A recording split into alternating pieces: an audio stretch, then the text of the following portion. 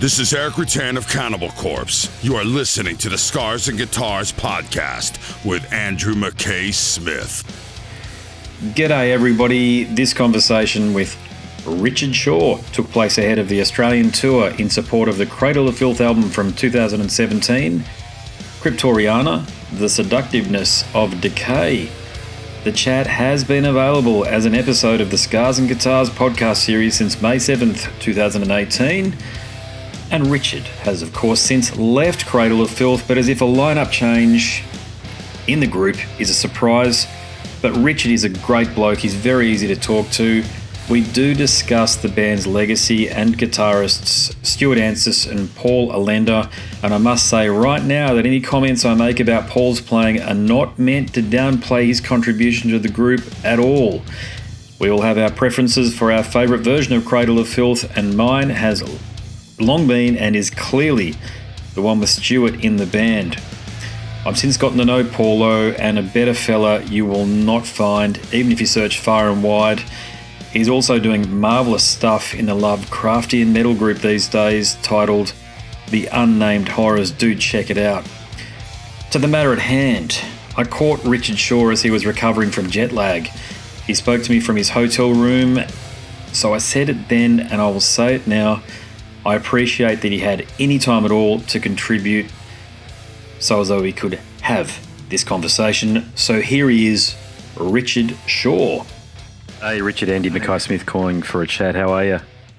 Not too bad. How are you? I'm good, mate. You're keen, that's for sure. I got the message from John only a couple of hours ago that you guys were on route from wherever you were coming from, and that you wanted to have a chat with media types when you landed, mate. So I congratulate you on your enthusiasm, to say the least. Yeah, not a problem at all, not a problem. Just had a couple of hours sleep. Thought I'd wake up and get straight on it before we have a look around the city. Yeah, cool. Whereabouts have you come from? What country? We just come from the Philippines, from Manila. I can't even speak. Manila. How were those shows over there? Absolutely amazing. Amazing. There's something about the Asian crowds that is pretty cool. I think they're just really passionate. They don't get that many bands like us come over all that often, so they just get really passionate about it. Whether you're playing a small club show or a big festival, they just seem well up for it. We spend a lot of time in the Philippines because my wife is half Filipino, so we go over there with her mother's family, and we stay in the island of Cebu, which is smack bang in the middle. And when I was in Lapu-Lapu City there, bloody Angel Corpse, you know, that black death metal band from the States, they came through town. Yeah. I didn't get an opportunity to go and watch them, but it's something, because this is effectively what I do, indie journalism, it's something that I'm quite passionate about with Australian artists, to start branching out and reaching into the Asian market. And I mean, it's, you know, a lot of Australian bands do go over and lose a lot of money because the promoters are a bit dicey or what have you, but, you know, there are legitimate ones out there, like the ones that you guys obviously went through to play in Manila, and it's just a matter of tapping into that market, because frankly it's just on our bloody doorstep. Exactly. It was an 8-hour flight, which in the whole scheme of things isn't too bad. It's nothing. Especially for Australians. anything less than about 10 hours is pretty good for you guys, isn't it? Oh, it's very rare for us. I mean, Asia's the only place you can go to where it's less than 10 hours. If you want to go to Europe, you know, UK, North America, you're looking at 18, 20 hours, or especially that bloody long-haul flight now that don't quote on how long it is, but from Perth directly to London now. Have you seen that? Yeah, that's the one we're getting on the way back from the sounds of it. I've been told it's around 17, 18 hours. Yes. But I've got a feeling it will be longer than that. Yeah, well, you'll be right, I think. I think they've kitted it out so as though you've got extra leg room and all the rest of it. You know, I mean, they understand. I hope so. You know, you're not bloody pigs or cattle, you know what I mean? You can't sort of be herded into something and be expected to just sort of sit still for that length of time. Oh yeah. You know, so mate, the tour, you finally made it here. What can we expect from some of the shows? The shows, well, right now we pretty much feel like a well-oiled machine. We're getting to a point where we've done, including the UK tour that we did back in October and November, we're on course for probably 90 shows into this world tour, and we feel good, we feel positive. All the shows have been incredible. The fans have been great. The Australian fans are going to expect one hell of a set list, spanning pretty much Cradle's whole career. Obviously, we are pushing Cryptoriana, the new album. Yep. So there'll be a few songs from that. But at the same time, they go well with the old songs, obviously being 20 years Cruelty and the Beast. Yeah. It's going to be a little bit of a tip of the hat to that as well. So they're going to expect some high energy shows that go across the whole back catalogue of Cradle of Filth. So I know it's been a while now. I mean, this is mine and Ashok's first time here, because the last time Cradle were in Australia was 2013. We joined in February of 2014, and obviously we're still technically the new guys for the Australians. You know, we're first time 5-year new guys. Exactly, it's been a long time, and we're 2 albums in with this lineup, and it's about time the Australians got that. So we're going to give them the money's worth, that's for sure. It's like when Jason Newsted left Metallica in 2003. There were still people saying Metallica's new bass player left the band after 15 or 16 years or whatever been in the band. Exactly. It's pretty crazy. It's crazy to think now, because Rob Trier has been the longest serving member of the band. Yeah, that's right. Crazy. Like 20, he's been in the band 15 years now, and Jason was in the band 14 I think you're right. I believe. So, yeah, it's pretty crazy. Yeah, no, that's right. Actually, I don't know what he and Kirk Hammett have been thinking lately. My opinion's only, of course, I know this one, of course, but feel free to echo my sentiments. But have you seen the performance that he and Kirk Hammett did in Denmark of "Take Me On" by Aha, and then they just did, in Oslo, wasn't it? Yeah, in Oslo, Norway. Yeah, I saw Final that. Countdown. Like, they've been doing that pretty much every show they've done something that's like local to whichever city they're in. Because I had tickets for the Birmingham UK show, but then I couldn't go because it was the first date of our world tour. So I was like, well, it's a good problem to have. I'm going to say, you're going to miss your favourite band of all time. It might as well, because you're starting a world tour. You know what I mean? If you told me that was the reason I was going to miss Metallica when I was 14, I'd be like, you're having a laugh, aren't you? But apparently they played like a Black Sabbath medley in Birmingham. Of course. Rob and Kirk did, so that would have been cool, but I couldn't see it, unfortunately. Kirk, I think, is losing his chops, though. I mean, he's not as precise as a player like yourself or David Davidson out of Revocation. You know, he just has lost a little bit. I don't know what it is, mate, but he's listening to his live performance, and I've got to say, I saw them in 2010 when they came here, and it wasn't good between you and I. And I thought, yeah, these guys are they're almost like a spinning top that's spinning off its axis from time to time. You know, it's sort of just, who was I talking to just before you? I was speaking to Peter Tagten from Hypocrisy, and, you know, the big producer. And he wasn't saying the same thing, but yeah, I just don't know whether I could watch Metallica these days, because I'm 40, right? So Black Album is the era that I sort of came through, but I didn't actually get into the Black Album. I went back and got into the thrash stuff. You know, the two albums, the two big albums there. And they're the two albums. I don't mean to sound like a grumpy old man about things, but I just feel like as though as a band they're losing a little bit of their, what would you call it, feel? Now, the feel that goes into playing the music, and it feels like it might be a bit more of a job for them now. We disagree if you want, but because it's one of those things. Metallica are my heroes, and yeah, granted, like, people slag off Lars and Kirk, and I totally understand it, but at the same time, how influential that band is, and people slag off Lars as a drummer, but it's like, how many people can air drum the whole of Sad But True? You know what I mean? You can't say that about many drummers, that people can air drum their fills. Like, people who don't play drums can air drum, like, pretty much the Black Album, and Kirk's solos are just so iconic. At least they were, like me. I do love the new album. I absolutely love it. Is that right? Okay. Yeah, I find it a struggle, to be honest with you. I had to review it, and yeah, it was hard. I ended up saying nice things about it because it's Metallica, but Jesus, it was hard to... I got to tell you, I didn't listen to it after the review cycle finished. Oh, really? See, to me, I do love that album. It's almost like the first disc was amazing, and Spit Out the Bone, the last track on disc 2 was amazing. The rest of disc 2, I wasn't too much of a fan of. If they just made it like a 7-track album, it would have been stellar, I think. And those are the songs, weirdly enough, I feel like Kirk does sound pretty inspired. And then the pretty much all of disc 2, like the songs themselves, they just sounded a little bit laboured. But as far as Kirk's live performance goes, yeah, there have been some pretty heartbreaking moments over the years. But saying that, I've seen some shows where I'm like, Kirk's on it. Kirk, he's absolutely amazing. And then I just think Metallica are one of those inconsistent live bands, but when you get them on a good show, oh my God. Yeah, you're right. It's definitely a memorable show, whereas some bands playing their best still aren't as good as Metallica will ever be, in my opinion. But they are my heroes. I can't slag them off too much. It's quite funny, actually, just talking about your band. I was just before we would get on the call, I thought I'd check out some of your videos on YouTube, because I know you're quite adept at being able to handle interviews, and especially the video interviews where I think it was the Association of Contemporary Music or one of the colleges you went through that you were talking to an audience about. But I flipped onto another video which I've got up here. It's from Thoman Music. I don't know whether you remember this discussion, which was published only recently, about a month ago. But one of the comments underneath is, I want to thank Paul Allender for leaving Cradle. Now we have two kick-ass guitar players who have renewed Cradle's energy and sound. And look, I've got to echo those sentiments as well. I think the commentator is quite right. And I think a lot of people agree with him. I'm not asking you to put shit on Paul at all, because I know he's a great guitarist. But 31 likes on that comment.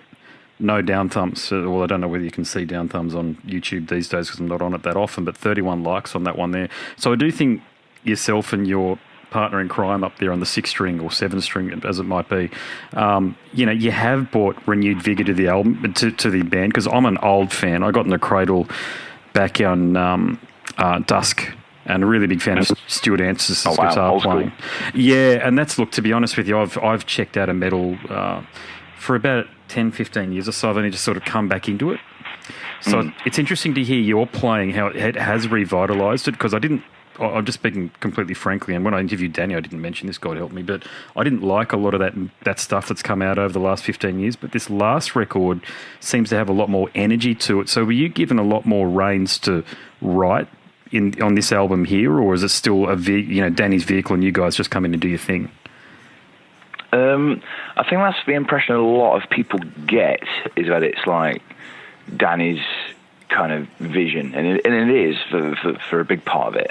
But even when I came in to do Hammer of the Witches for the album before Cryptoriana, me and Ashrock had only been in the band about 6 months or so, probably not even that, and we were told time to get writing, and being thrown into that kind of situation where you're like, right, well, what do the fans want? Me as like an old school fan, I was kind of more of a casual fan. My brother's a die-hard fan. Yeah. I was almost like sitting down with him going, what do you think Cradle need?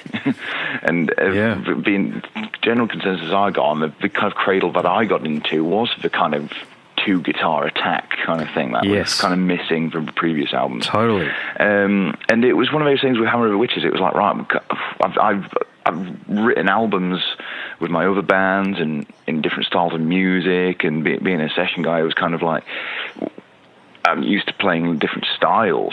But how do I write? How do I fit into the Cradle sound? Trying to make it, I guess, for all of us really, like how do we push Cradle further? But you can't. It was almost like this template that Cradle known for. But at the time, Hammer of the Witches, we were brought in. It was like 6 months in from filling in on a tour, and it felt good. We were basically given free rein, do whatever we want to do. But it was almost like you go to Martin, our drummer, who's almost like the quality control, and if he got excited about our ideas, we knew those ideas were going to make the album. And then basically we write the album musically, all of us collaborating, and then Danny will put in his 2 cents and go, well, I'm thinking of putting more vocal here. Can we just like double that length? Oh, I love that riff. Can we make that come back later? So he's really good at kind of those arrangements with us.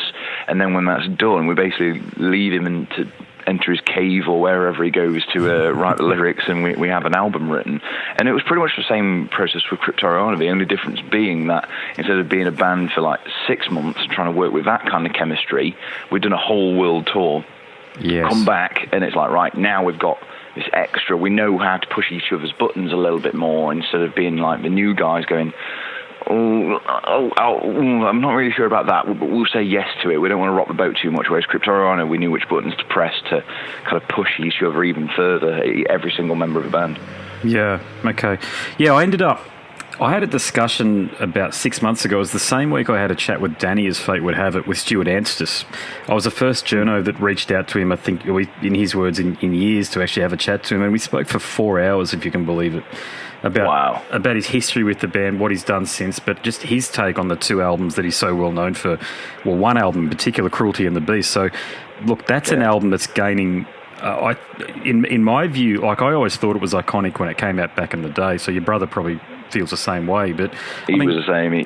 Yeah, I mean, do you feel, with the re-releases coming out, is there something special around that album? Do you think that separates it from the other albums?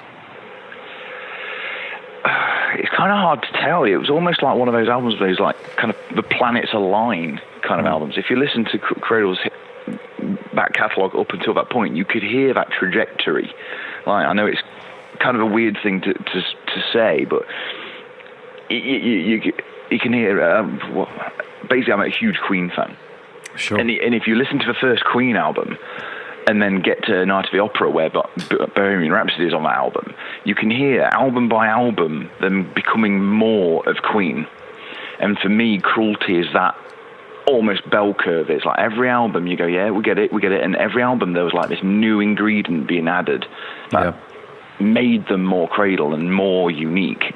And I think almost like Cruelty became that peak where it was like, right, they've got everything absolutely spot on. The songs are there, the playing's there, the interest is there, the concept's there, the lyrics are there, all the performances are there. It's just one of those albums that I think is almost like the benchmark for Cradle. Yeah. Some people have different opinions on that because I kind of got into the band around Midian and Bittersweets. So I class Midian in there. Is that right? A lot of people class, a lot of people class Dusk. Like my brother's like a Dusk guy. Yeah, kind of where he got into him. But there's something almost universal with every Cradle fan, where every Cradle fan loves Cruelty. Everyone's got their kind of cherry picks their moments throughout the history. Like even people who got into band with, for example, Hammer of the Witches. They go back and listen to Cruelty, and that seems to still be the one that all Cradle fans can agree on. So there's just something about it. There's that magic that the other albums, don't get me wrong, they have their own magic, but there's just that, as I say, that planet aligning kind of moment with Cruelty. Yeah, no, agreed. And look, it was interesting for a guitarist like you to come into the band now, because you're the sort of guitarist, I feel, correct me if I'm wrong, but you're the sort of bloke that could be as comfortable on stage with an artist like Janelle Monáe as you are with Cradle of Filth. So you're part of this evolving musician, if you like, where it's just about performing music. So what drew you to the band, given that you are so capable and you can pretty much play any genre of music? Oh, that's very kind of you to say. I don't know what it was. I think it was the kind of theatricality of it. Like, I mean, when I was getting into the band when I was like 16, and you have that natural progression of like you find heavy music, you want to find the next heaviest thing, and you eventually do get to Cradle of Filth. It was just, I don't know why. It was, I don't know if you've seen the Heavy Left-Handed Candid DVD. It was shot at Nottingham Rock City, which is my hometown. Right. Yeah, no, I haven't seen it yet. Yeah. So, right. And it was from the Midian tour, and I kind of went with my brother because it was his birthday. I was like, yeah, I'll go with you, someone to go with kind of thing, and a few of the mates went down. And that was like more my experience of Cradle of Filth was like, here you go, you're going to see them live.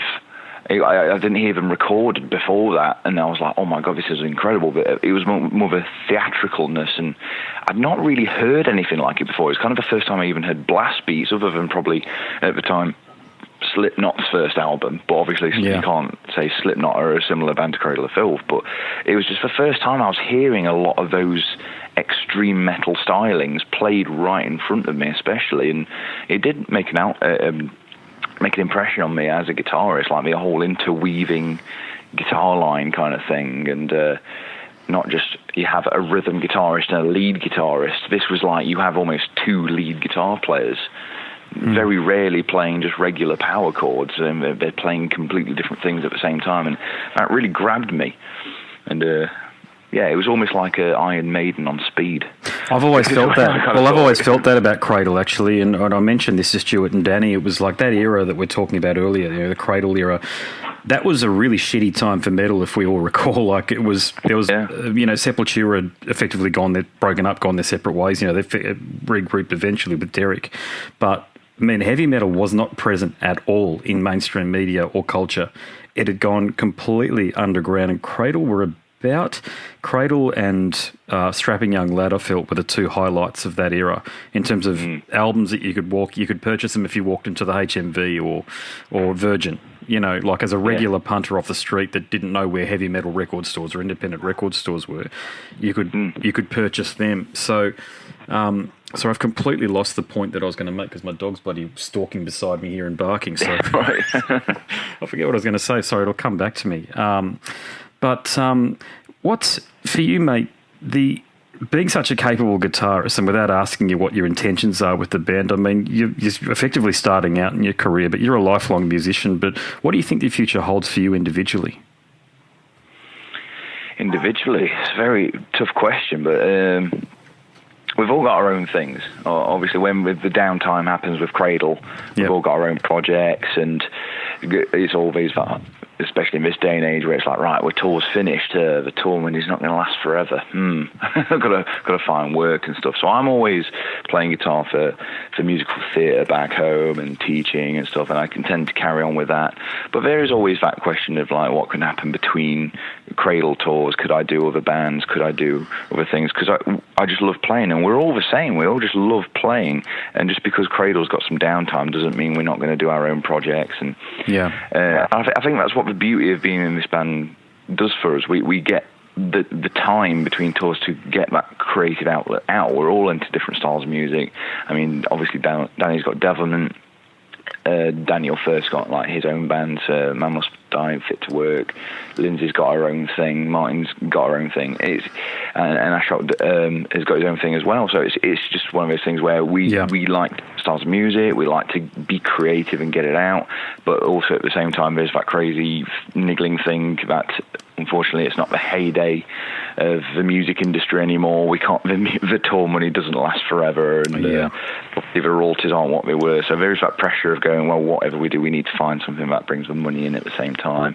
In terms of individual things, that's the kind of plan for me on the horizon. Go back to the teaching and the musical theatre work, go back to lecturing.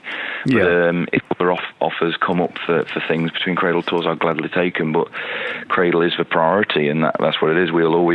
Cradle feels like home base. It's like you can go off, do your thing, and then as soon as... Yeah, it's a good way of putting it, isn't it? We can get back into it, get re-energized, and we're always writing in our downtime. So Cradle's always in the back of our minds going, we know this is home. Yeah, that's the breadwinner, for lack of a better description. That's the platform, and you just, because you're a guitarist and you're a musician, you can engage in all these other things because that's what you do. That's what you've been put on this earth to do. Yeah, that's the way I see it. It's just I'm not very good at anything else. So as long as I'm playing guitar, I'm happy. Like, I've taken on some gigs that don't pay well at all, but they've been super rewarding. And I just love playing, and sometimes I can run myself ragged taking on gigs and doing things back home between Cradle tours. But I'm happy. I'm playing guitar. I can't really complain. I remembered what I was going to say before as well.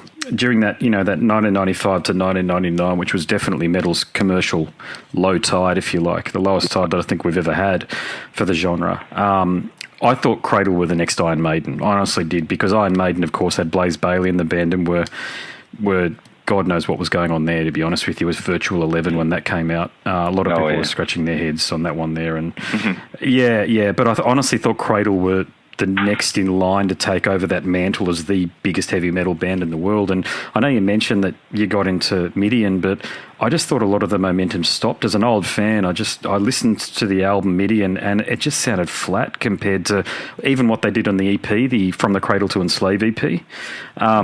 And I was thinking, geez, what happened? But a lot of that was made when I spoke to Stuart and talked to him about his exit from the band. A lot of it made sense because, of course, there are different writers that then come in.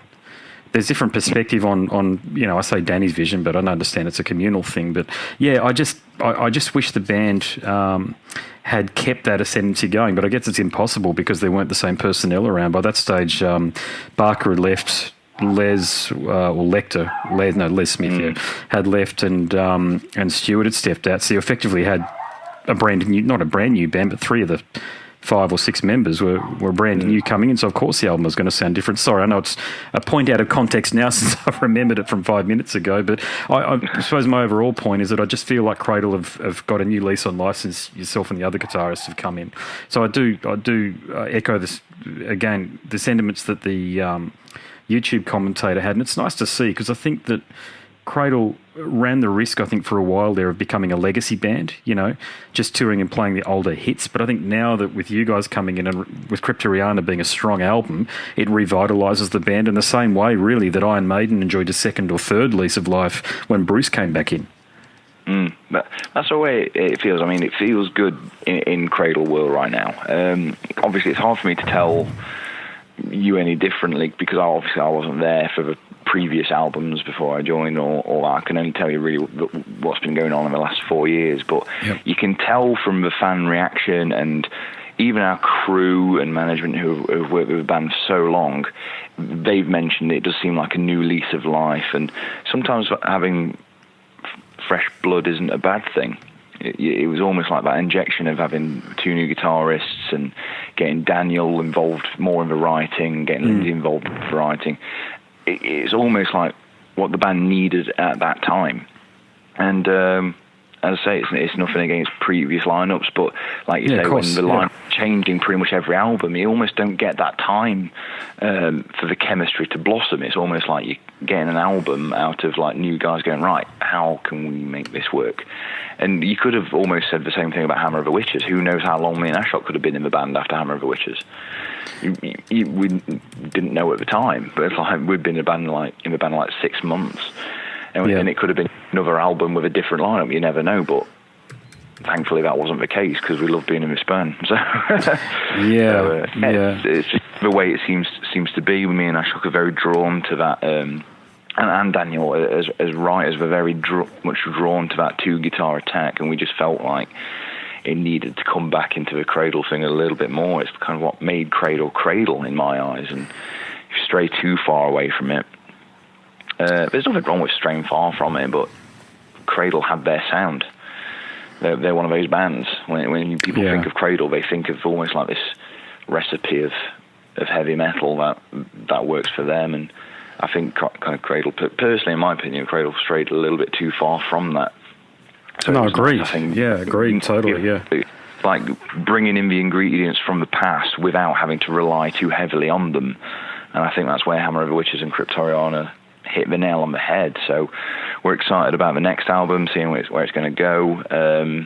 But we need to get right in that first. And we know we need to push it further ourselves. We don't want to rest on our laurels and just go, let's just use that template that we know works. Like we do want to push it further ourselves as well to feel creatively satisfied. Yes, indeed, creatively satisfied. Thanks so much for the chat there, Richard. It was a pleasure.